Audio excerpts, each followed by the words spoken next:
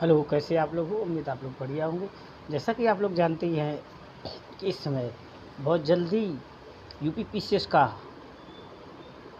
जो एग्ज़ाम होने वाला है, उसमें आखिरकार आपको क्या करना है? क्या करना है कि आपकी जो एग्ज़ाम की जो तैयारी है, वो आपकी ठीक से आपके एग्ज़ाम में दिखे। क्योंकि हम तैयारी तो बहुत करते हैं, बड़ी-बड़ी बातें तो बहुत मारते हैं, लेकिन जब एग्ज़ाम देने जाते हैं और जब उसका रिज़ल्ट आता है, तो हमारा 0 पॉइंट आता है। ऐसा क्यों है? तो हमें किन-किन सब्जेक्ट को मज़बूती के साथ पकड़ना चाहिए, जिससे कि हम जब पीसीएस का एग्ज़ाम देने जाएँ, तो निश्चित ही मेरा एग्ज़ाम पास हो और मेंस के लिए मैं तैयार रहूँ। तो आज बात करेंगे कि आखिरकार हमें पीसीएस के फॉर्म जो आप लोगों ने भरे थे, जिसकी एग्ज़ाम डेट 12 अक्टूबर है, तो क्या करना चाहिए? कैसे हमारा ये एग्ज़ाम निकलेगा? और हमें किन-किन सब्जेक्टों पर मेहनत करनी चाहिए, जिससे कि हम इस एग्ज़ाम को क्रैक कर सकें। प्री अगर आपका नहीं निकलता, तो आपका मेंस की तैयारी करने का कोई फ़ायदा नहीं होगा। तो आपको सबसे पहले प्री के बारे में जानना है कि आखिर मेरा प्री कैसे निकलेगा। तो आज हम आपको प्री के बारे में बताएँगे कि प्री में आप कैसे अपने आप को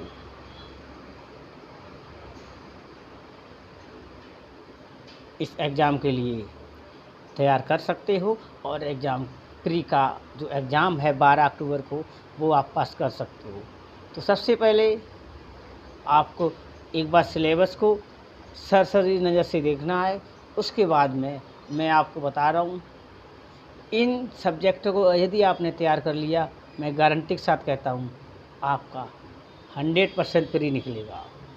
क्योंकि मैंने यूपी पीसीएस का 4 बार एग्ज़ाम दिया है और 1 बार हमारा प्री निकला है और 3 बार हमारा प्री नहीं निकला।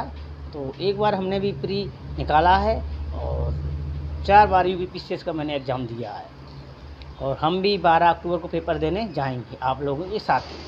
तो सबसे पहले आपको क्या करना है? सबसे पहले आपको करंट अफ़ेयर्स का जो आपका एक सब्जेक्ट है, करंट अफ़ेयर्स को आपको सबसे पहले तैयार करना है और जिसकी क्वेश्चन कम से कम जिसकी क्वेश्चनों की संभावना बहुत ज़्यादा होती है, तो करंट अफ़ेयर से मैक्सिमम आपके 30 से 35 क्वेश्चन आती है।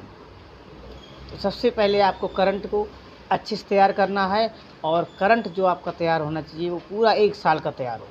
1 साल का करंट अफ़ेयर्स आपका तैयार होना चाहिए। इसके बाद में ये वीडियो उन लोगों के लिए नहीं है, ये जो वीडियो मैं बना रहा हूँ, ये उन लोगों के लिए नहीं है, जो लोग पढ़ाई नहीं करते हैं और पढ़ाई के प्रति जिनको रुचि नहीं है और जो एग्ज़ाम नहीं देना चाहते, वैसे ही घर वालों ने बोल दिया तो पेपर दे देंगे और कुछ नहीं, फॉर्म भर दिया, उनके लिए ये वीडियो नहीं है। आप लोग प्लीज़ वीडियो को मत देखिए, आपके लायक ये नहीं है। ये उन बच्चों के लिए वीडियो है जो सेंसस कैंडिडेट हैं, जिनको एग्ज़ाम निकालना ही निकालना है। अगर एग्ज़ाम नहीं निकालते तो उनकी ज़िंदगी में कुछ नहीं है, उनके लिए है। तो मैं उन लोगों को बताना चाहूँगा, सबसे पहले आपको करंट अफ़ेयर्स अच्छे से तैयार करना है।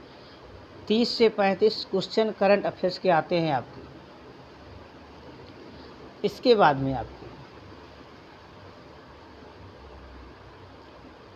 में आपको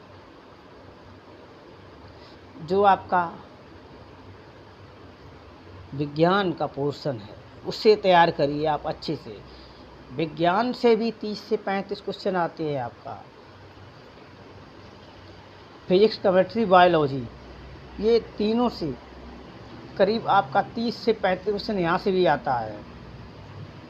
इससे भी यदि आपको एग्ज़ाम निकालना है, तो आपको इसको तैयार करना ही होगा। अगर आपका ये सब्जेक्ट मज़बूत होगा, तो आपकी सफलता निश्चित है। 35-35 आते हैं, मैं जोड़ता हूँ 30-30। 30 हो गया आपका करंट का, 30 हो गया आपका विज्ञान का। इसके बाद आते हैं अपनी भारतीय राज्य व्यवस्था, पॉलिटी, पॉलिटी से 18 से 20 क्वेश्चन का वेटेज अच्छा है। 18 से 20 क्वेश्चन आते हैं आपके पॉलिटी में। तो पॉलिटी में आपको क्या करना है, पॉलिटी को अच्छे से पढ़िए। पॉलिटी के लिए आपको 2 चीज़ों को अच्छे से तैयार करना है, बाकी आपकी मर्ज़ी क्या आपको अच्छा लगता है। सबसे पहले आपने जो पढ़ा है उसे रिवीजन करिए और टेस्ट लगाइए। दूसरे नंबर पर घटना चक्र को रखिए, यानी पॉलिटी और आपका विज्ञान का घटना चक्र जो पढ़ा है उसे रिवीजन करिए और टेस्ट लगाइए। टेस्ट लगाने के बाद में आपको अपना स्कोर चेक करना है, आपका कितना स्कोर हो रहा है। इसके बाद में आपका 30 और 30 60 और 18 आपके यहाँ से हो गए, 15 मान लीजिए, मैं 15 जोड़ रहा हूँ, आपसे 30 नहीं 15 मान लीजिए। तो आपका 30 30 60 और 15 70 75 क्वेश्चन आपके यहाँ से हो गए। इसके बाद में 20 से 22 क्वेश्चन आता है आपका इतिहास हिस्ट्री का, वहाँ से आपका 20 क्वेश्चन वहाँ से जोड़ लीजिए। तो 30 30 60 और 15 75 और 20 95 95। इसके बाद में मैं ये नहीं कहता कि आप कैसे पढ़ते हो क्या करते हो, जैसे मेरा अनुभव जो है जैसे मैं पढ़ता हूँ, और आपको जो आपका हिस्ट्री है इसकी आपको घटना चक्र ज़रूर याद करनी है।